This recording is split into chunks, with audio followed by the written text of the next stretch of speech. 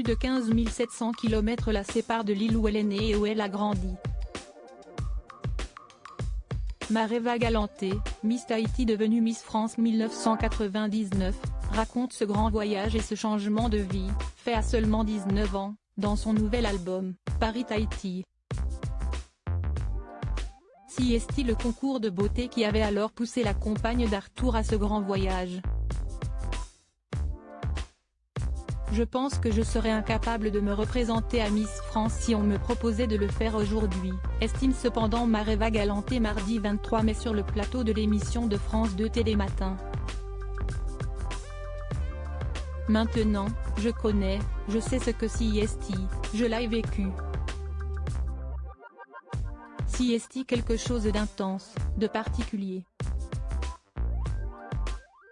La mannequin et chanteuse, aujourd'hui âgée de 44 ans, estime cependant que le concours Miss France a évolué depuis son passage. Moi c'était il y a quand même 25 ans. Je suis de la vieille époque, plaisante-t-elle face aux journalistes Johanna Aguilia et Thomas Soto. Aujourd'hui, ce n'est plus pareil, mais je ne le referai pas. Miss France, leurs incroyables transformations capillaires. Mareva Galante, sa difficile arrivée à Paris, mais n'allez pas croire pour autant que Mareva Galante regrette sa participation au concours Miss France. Ça reste un bon souvenir, parce que je n'aurais jamais fait tout ce que j'ai fait.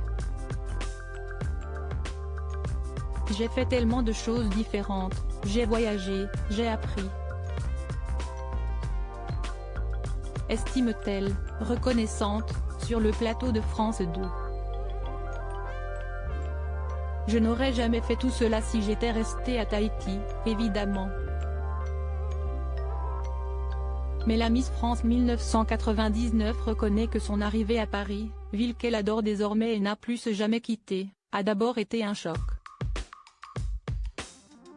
L'arrivée à Paris, pour une enfant venue d'ailleurs, si est très difficile. Tout est difficile.